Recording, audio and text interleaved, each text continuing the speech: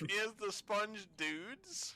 We are a new podcast that is going to be reviewing SpongeBob episodes as they come out. So we're up to date, but we're starting at number 1, baby. 1A, 1B, and 1C. My name is Babbage, and we're going to start introducing ourselves now.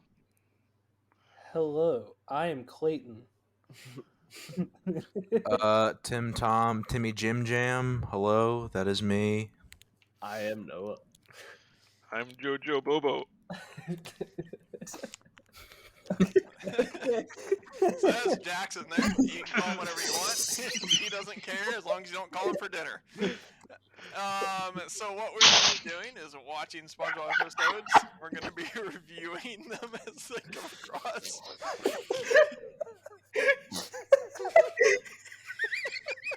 Alright, as we said, we're going to be watching SpongeBob episodes and kind of reviewing, going over them. We started with season 1, episode 1. We consider an episode each 12 to 13 minute episode.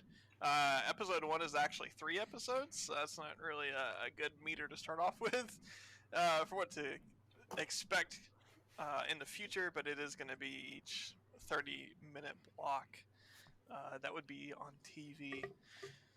So starting with episode 1, that is going to be Help Wanted, Reef Blower, and then the third one, which I don't remember the name of right now. So there we are right now, and you guys can go ahead and go whatever your first thought was of Help Wanted.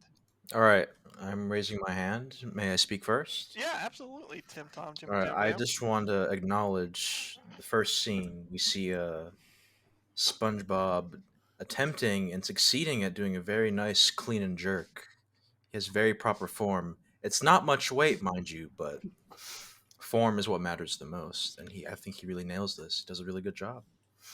I'd actually like to start before that. His underwear fell off when he jumped out of bed. He's going commando all day. I'm gonna raise my hand. Yeah, I think we found out in this first episode too. SpongeBob's very comfortable with his sexuality. He's proud. He's at least proud of his body. Yeah, Not necessarily his say. sexuality. It's definitely his body. He don't give a heck about nothing. You know, Body positive, baby. watching heavy that sleeper. episode kind of brought up like a memory of like waking up for your first job interview, because that's clearly what's going on here. So, you guys got anything to add to that, or? Patrick is a fucking bro. I'll tell you that much. Patrick, He just supports him all the way. Make sure he walks in. He's a bro. he is a good friend. Patrick is a loyal friend. He almost came off as like SpongeBob's dad in this episode, just like his cool demeanor and like the jazz music that starts playing when he starts talking. It seems like a really knowledgeable friend. I guess that's in the Sandy putting on airs episode, so I'll save that point for later. But yeah, No, like they do introduce him similarly to like the Sandy episode, like where he falls off the rock, but like he seems like he knows smart words, but he has no idea what the definition of those words are. Like that's kind of the Patrick character, like early on for me at least. Also, I want to point out, like, when SpongeBob's getting ready, Gary's eyes are fucking lifeless. There's nothing. He hates his life. They didn't animate his eyelids, so it's just the wide open eyes, and they're just staring straight forward into nothingness. Yeah. and I mean, we're gonna touch on this a lot, but I mean, SpongeBob's a pill. Like, I would feel that way too if I lived with him. Yeah, he fucking slept through a bullhorn going off That's like that's 6 every day. times, and then he's like, "Whoa, let me wake up." Gary's like dying. Okay, what happens next in the episode? That's when he Patrick's runs like, down the street. Patrick yells at him. My question at that point was, like, when he shows up and he's talking about his aspirations, how old is he? Now, I know there are internet like theories about this. What are your guys' feelings? I don't care what the internet says. Is he like 18? 40. He's probably Is like he's got to be an adult. I Yeah, feel. yeah, right. He's 40. He's someone who, like, if he had to drive to work, he would get dropped off. Like, he wouldn't be allowed to drive, if you kind of catch my drift. We have to take into account. Am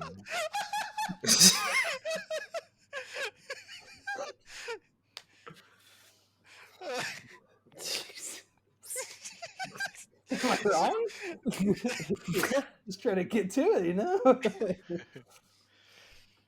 I mean, SpongeBob is. So old how enough- old do you feel like he is? No, I want to hear Jimmy what Jack Jam was. Jam? Real quick, I want to hear what Jack was going to say. I was just say he's old enough to have owned a house long enough to like have distinct relationships with his neighbors. He's looking for a new job, so it seems like he was like comfortable. He bought this house. He had some money. Now he's looking for his. But at the same time, it's presented as his first job. So like, did he inherit the sponge castle? Yeah, I mean, his parents in later episodes are very like I loving. was gonna say like, they giving. seem pretty old. And he So- he goes to Bargain Mart looking for the spatula later in this episode, and he knows he's gonna find it there. Like, he has no doubt.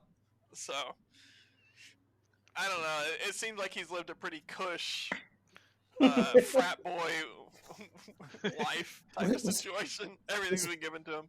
Was SpongeBob a frat jock? Is that what we're saying here? Yeah, absolutely. He was the Okay. punching bag of the group. All right, what happens next?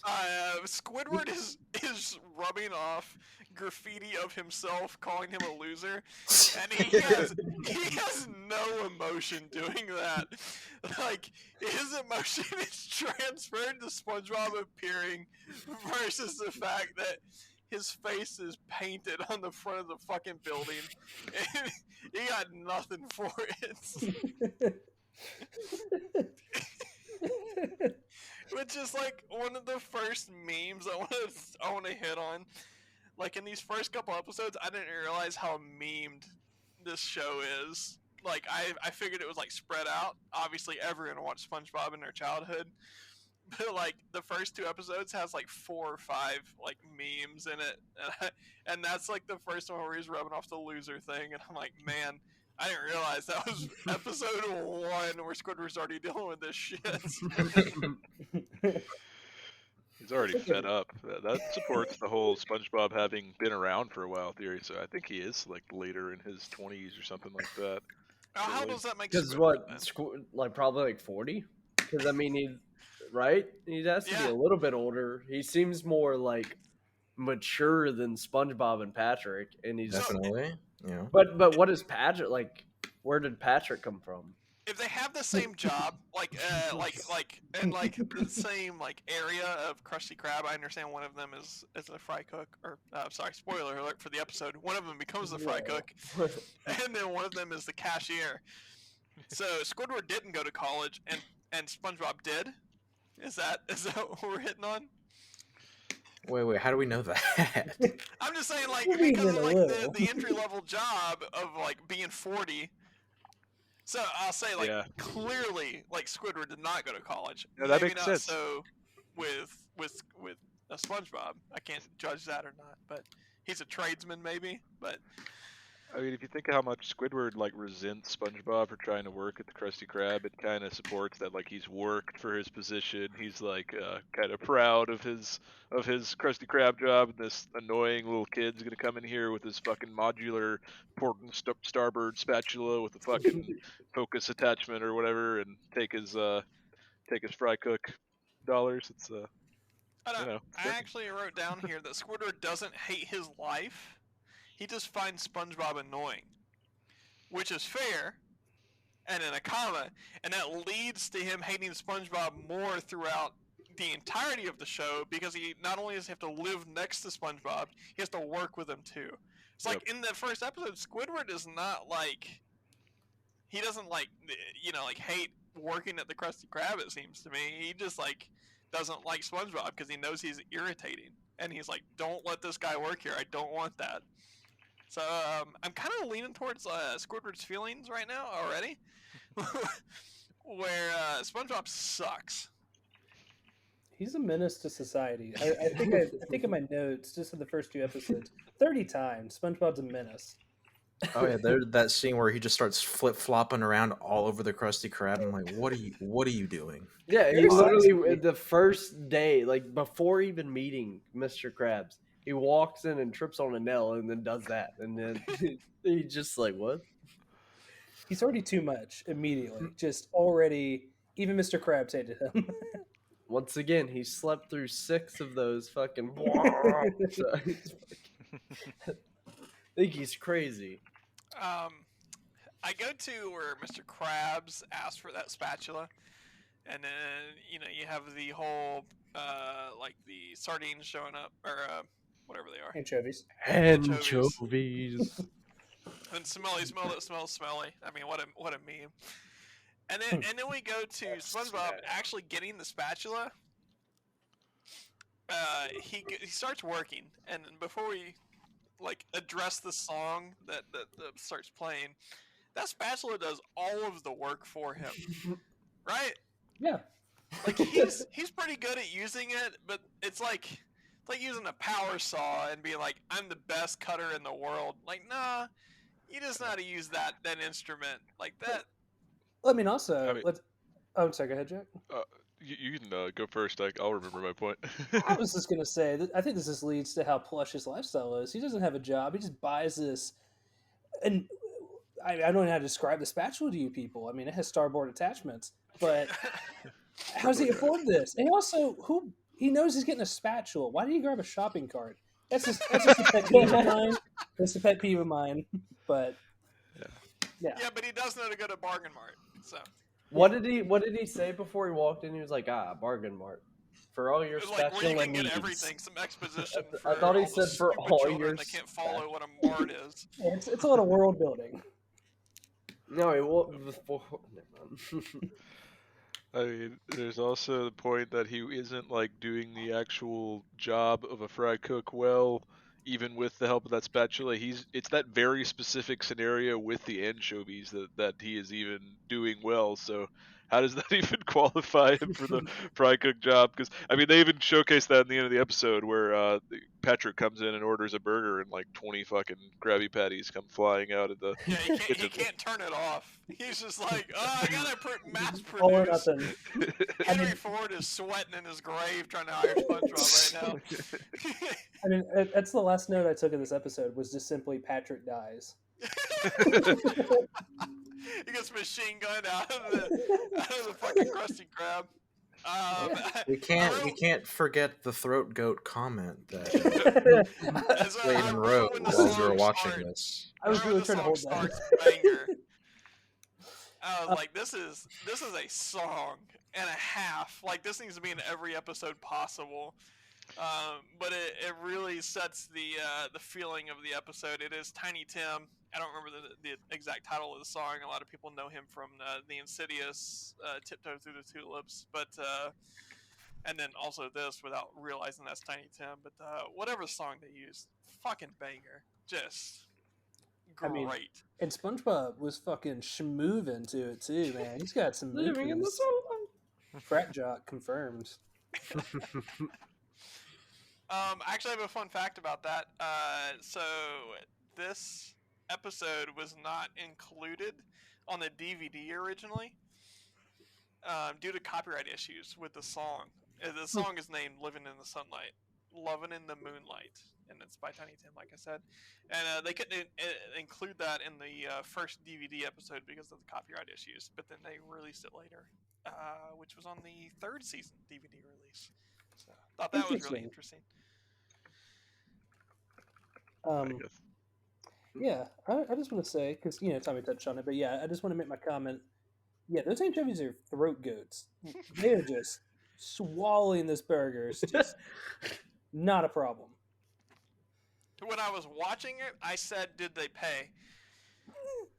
And then yeah, at the end of the episode, Mr. Krabs walks back with a wheelbarrow full of money. And I was like, all right, guess they did. Yeah, so was it... I obviously didn't, because they just, like you said, throat-goated the burgers down and then walked out. So was this like was this Was this like a student type of field trip situation where the teacher just paid for the meal for them, or? That's what it feels like. Also, Crab's a set. Is that an everyday thing, Gosh. or is it? I guess not. I don't know. It seems like it's not, to me at least. So are they from out of town, or? Yeah, absolutely. Yeah, it but came out on he's buses. like had trouble with them before, right? They've had their run-ins with those things. You want to elaborate, Tommy? I like sardines. I have many sardine friends. Anchovies. Anchovies. You can't even get it right. Yes. You fucking racist. That's my nickname for them. They let me call them sardines. Guys, I can say it. I can say the sardine word. Anything else to add to 1A? I think that's the worst way we could go out. So yeah. We can move right on to 1B, which is the Reef blower. I don't recall, so I was alive during this time, but I don't recall how this episode aired. I assume, since they included this 2-minute bit, that it was like a uninterrupted commercial, like no commercials type of airing. Yeah, so I don't they remember these included- types of like episode lengths like appearing in a lot of these episodes. Well, they just did like this middle episode to like fill that bit. So Um, it's just like a silent episode, which feels like a more of a callback to like a Chuck Jones, Looney Tunes type of like feeling. mhm. I really don't have any notes for this episode because it's not. I don't really count it as an episode, but also I hate watching it. I did laugh though, like twice, so it's not the worst thing in the world. I still like it. I actually hated it as a kid. I remember watching it a lot as a kid, but no, nowadays I actually kind of enjoy it. It gets a lot of laughs out of me actually. No reason. Yeah, I'm with Baby J. I didn't write notes. I don't like this little short thing. I mean, most of my notes are he's horrible. SpongeBob is horrible in this. Oh, yeah, got it. SpongeBob's being annoying. I Got like. But I mean, the like, he, sound like- effects are very funny. I will give it that. Yeah, but I mean, like, this is like biblical proportions of SpongeBob being terrible. He just throws shit everywhere. As long as He's his a house is very- okay. He just wipes his hands clean and walks away. He's a very chaotic person. Like Menace. everywhere he goes, everything can go wrong. It's just like Murphy's Law incarnate. I think in that sense, this episode is good. Like it does characterize SpongeBob as more as like a chaotic neutral.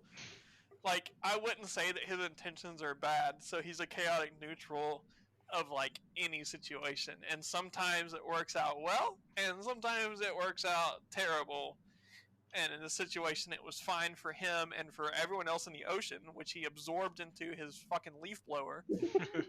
And then Squidward, who started the entire mess, is the one who turned out not so good in this episode. So, But the mess was just like a leaf.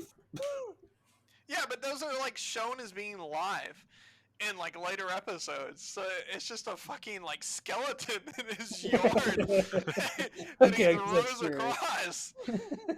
It's not a leaf because there are leaves. That's a more complicated organism than SpongeBob. Like that's a coral. He's just a sponge. Like that does way more than he does. That's also good. I mean, The yeah. clam. Yeah. I mean, yeah, just the biology of a SpongeBob adds to my he gets dropped off at work theory. Is there anything else to add to Reef Blower, or are we moving on? Yeah, it's. I what, think 3 minutes? it's a good example of why Squidward hates SpongeBob. It's Oh, he just- definitely deserves it. I mean, whatever. what he brings on himself, like, is like. It's magnified. all- yeah, like, I don't hate Squidward as much as I used to as a kid. I know I definitely still dislike Squidward, but I don't like hate him. But yeah, that's it for me. I'm a little leaf blower episode. living in the sunlight. So, 1C, the next episode is Tea at the Treedome. Just a quick little thing. That's where SpongeBob meets Sandy Cheeks, and he doesn't want to say that he breathes water because breathing air is cool or something. I have a note that says Squirrel Issy does a china and beats up a clam.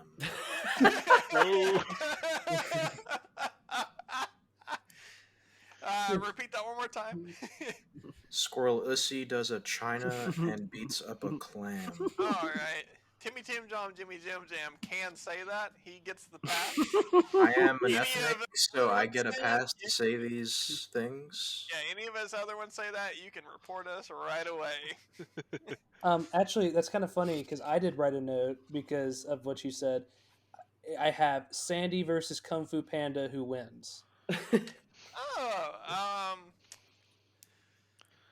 I mean, Sandy. can she Wait. do the whooshy finger hold? Yeah, no, she can't Yeah. because she wears the little mittens. You know, You can't get to it. that's what I was thinking of. Yeah, she can't. He can't grab the pinky. So But yeah, but Sandy. but we'd be on land, so she probably wouldn't be wearing that, right? Although he can just take the hits. Isn't that in the second one where he like reverberates all of them? That's the first one. There Who's you got go. a Who's got a good Jack Black and who's got a good Sandy Cheeks? We're gonna do this. We're gonna make this fight happen. All right. I'm guessing right now Jack for Sandy, Tommy for Jack Black. Well, no, you can't versus a real human. Jack Black obviously wins that fight because he just sings her to death. And it's a There squirrel. wouldn't be You can no just fighting grab with her and Jack Black. snap her little neck. You do That is true. There is a pretty big size difference.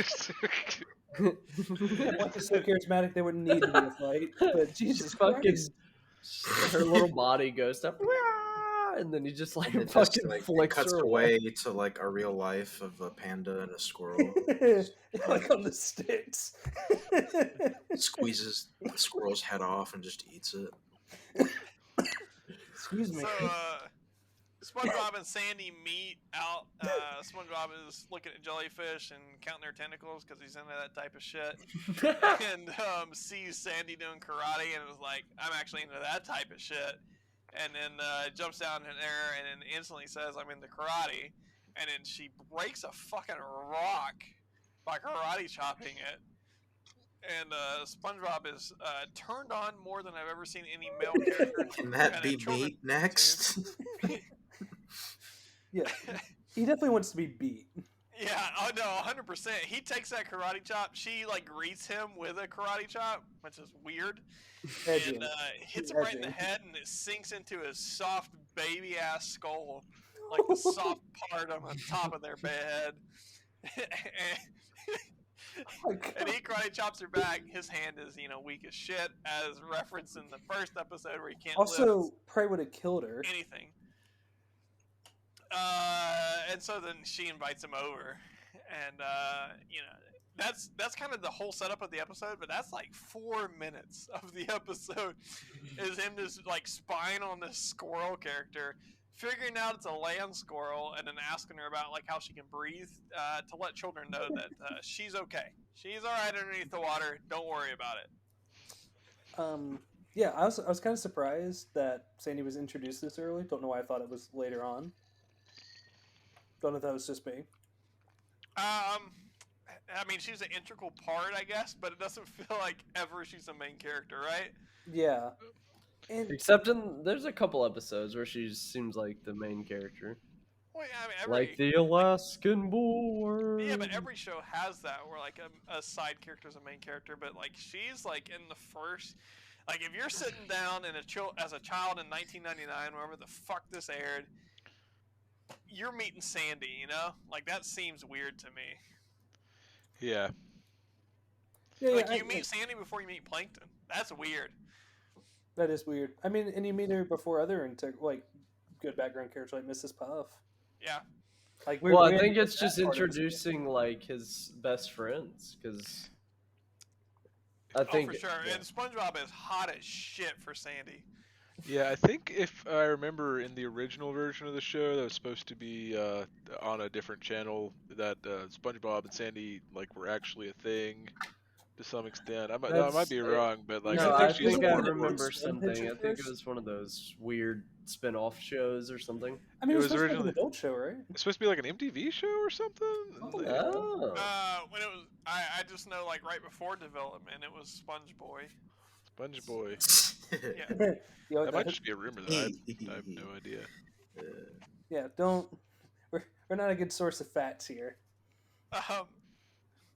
before we get berated, we can just move right on to where Sandy says, "Here's where I live," and hands SpongeBob a map, and that's the first insert in the show, which is like the animation style where they just they throw a close up, but it's just a matte painting, and it's him looking at the map that she drew that says "You are here," and then squiggly lines up to where her dome's at. Which is just like, I'm gonna meet someone out here in the wilderness, which is Just in case. really good. What a good insert that she has that, and that it's just that's the first close up you see. Well, as we know, she's a scientist. I mean, she already made GPS. Like, you know what I mean? So it just always tells you where in relation you are to her house. But not Scientific that method. marine creatures drink water or breathe water. Yeah, no. Drink Learns water. that next episode. So SpongeBob's like really chill about it. He plays it cool, you know. He don't want her to know that he's really into it, you know, into that squirrelissy. And then he's just like, "Hey, yeah, and then you know what? I'll come over." Gross. And then Squissy. It's pronounced squissy. and then Patrick tells him how to get in it. You know what I'm saying? He just says, "Play it cool, act sophisticated." Which brings us to a great quote that Noah will now quote for us of where she says, talking about air, and then Patrick then says, Pinkies out, SpongeBob. Pinkies out. Put on airs. "Ripperoni." Put That's on not the one. airs. Wait. Put on airs.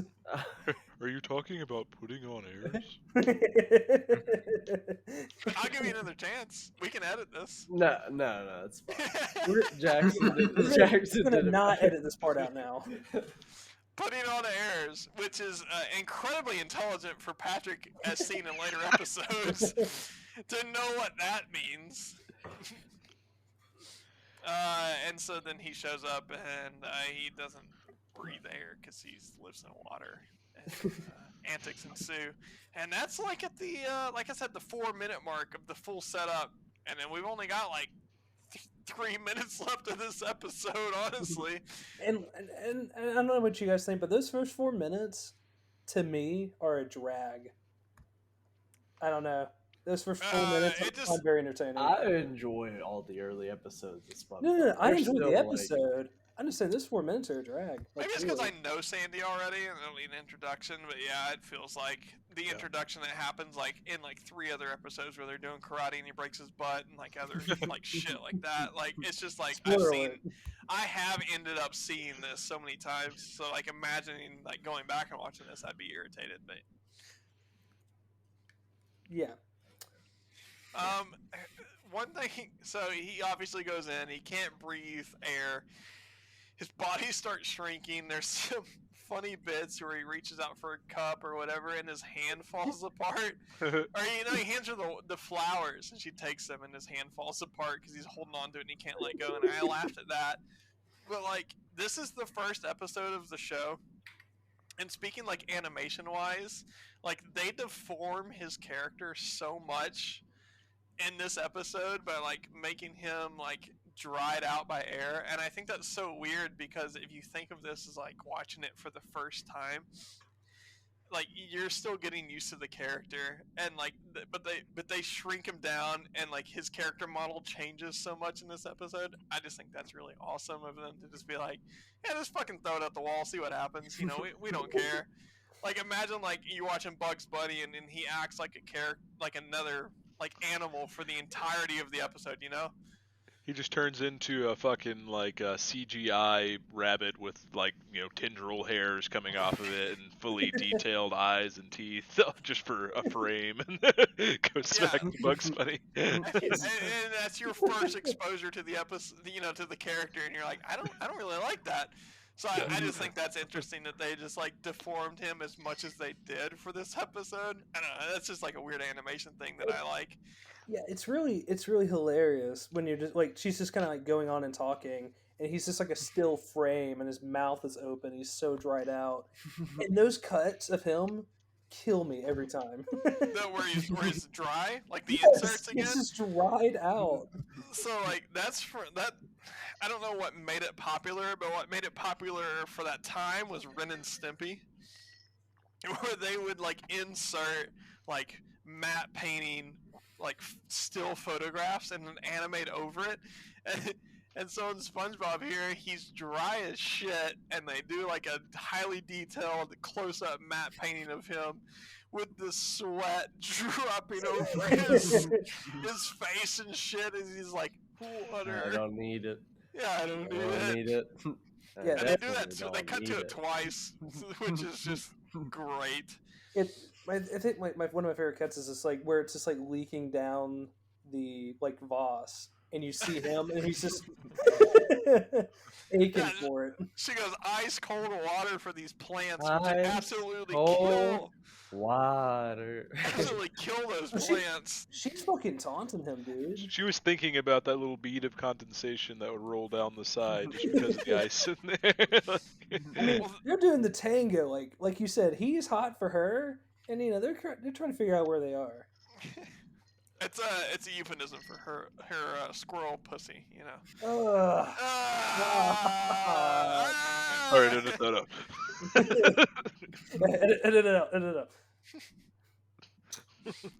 Okay, yeah. So, like at the end of these episodes, there's just a couple questions. I just want a solid answer. I think it'd be kind of fun, just a kind of a way to tie it all off. You know, like what like favorite quote of the episode, like all three parts. Anybody have a favorite quote, and just a general raw rating. Baby J. So my favorite part, not necessarily quote, is when Patrick busts in and is carrying SpongeBob back to the table, and it just dumps him off as he realizes that air is awful for him. And he starts dragging himself along the ground. I don't know, but like the way his head sags, the animation of like him like crawling is just so good to me. I laughed harder at that than anything in these other, like I count them as the three episodes. When you guys were mentioning some of those close-ups, an underrated one I felt was when Patrick and SpongeBob were both, gasping, needing water, but it's too late, and then it cuts to them, and it's an actual sponge Yeah, and the see. starfish. Yes, Yeah. yes. When they replace them with real items, that's going to be like a Yeah. like recurring theme. But that is so good. I enjoyed that very much.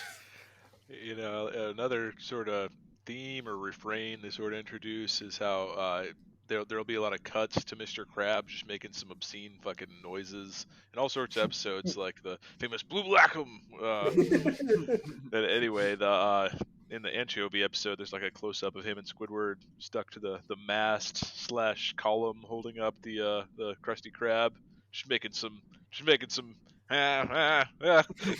some interesting noises together. I like that introduction. That's my favorite little bit. All right, Noah, what about you? I would have to say whenever Patrick's talking to SpongeBob about how to be fancy and pinkies out, it just sets the stage for their friendship. In my opinion, it's great. Oh, I love it. It's a great dynamic. And, I mean, I just gotta agree with Tommy. I think just the cut, Dude, Sponge and Starfish is the funniest shit. I ever. went and looked at the matte pictures of SpongeBob. His fucking eyes are like sunken into his. Yeah, there's a lot of good stuff. But I'm gonna go ahead and kick off the rating for what I feel for this episode. I'm just gonna give like a 6.5 out of 10. I will give 3 sponges out of 5 sponges. Okay.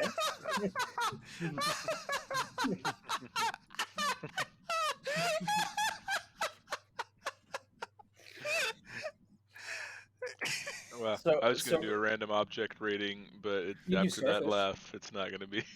It's a sponge. It's sponge out of sponge. That's all I have to go with. That's it. Yeah.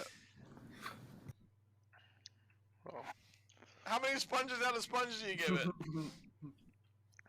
I'm going to say, for me, since the first episode and the third episode in this episode collection were pretty much flawless in my opinion, but the middle episode was not even a real SpongeBob episode, we're going to give it straight up 2 out of 3, 6.66666 sponges out of 10. Hail Satan. He'll say. Noah? I'm gonna do 4 out of 5 sponges. I like the not talking episode with the leaf blower. It's interesting. Okay, I'm kind of It's by interesting. myself here. All right, all right. David J, what about you? IMDb gives it a 8.6 for all 3 combined. Too high. I consider the episode the entire thing combined as well. I'm gonna go with like a 7 out of 10 God, I think of they're lower. sponges. It's really good introduction. I don't like these when I think about them, but then watching them, I realize how important they are and how much I do like them. Meme culture, like us, like we quote these to each other every day. I quote them to random people without them realizing it. So like, I think a 7 out of 10 is strong start, and there's like only downhill from here. But I'm gonna add some decimals here, so we'll go with a 7 to start off, and then we'll see where it goes from there. The loser on the door it's a very funny part too. It's just So, so for all of our scores, what's the conversion rate? What's the overall score? I think it's somewhere between like a 1 out of 1 sponge and maybe 5 starfishes out of 3 cucumbers. So, I mean, somewhere in there. You know what? I completely agree with you, but you can't forget the squid conversion rate. So. Oh man, it always gets me. But I do want to point out one more thing, at least from my end. The 1C really feels in form. Like in one episode, they're already in SpongeBob SquarePants form. Like it follows that for the rest of the series. It feels like. I agree. I think this show is good. You know what? They should keep making episodes. Hot take. It's good. Yeah, they should keep making episodes. Pretty This good. is a good show. This is good. This show that's, oh my god, how old is it? 23 years old. Yeah, That's good. 99. And we're talking about it now. Not 23 yet. That'd be 20. What? That's not right. I That'd be can't funny. do math. All right. Well, thanks for stopping by. This is the Sponge Dudes. We will see you next time when we review the next episode. Jojo Bobo. Goodbye, my spongies. And how does Sandy keep that grass so green? Goodbye. Absorb all of that water. You know what I'm saying, Sponge guys? Pinkies out. Pinkies out. Jojo.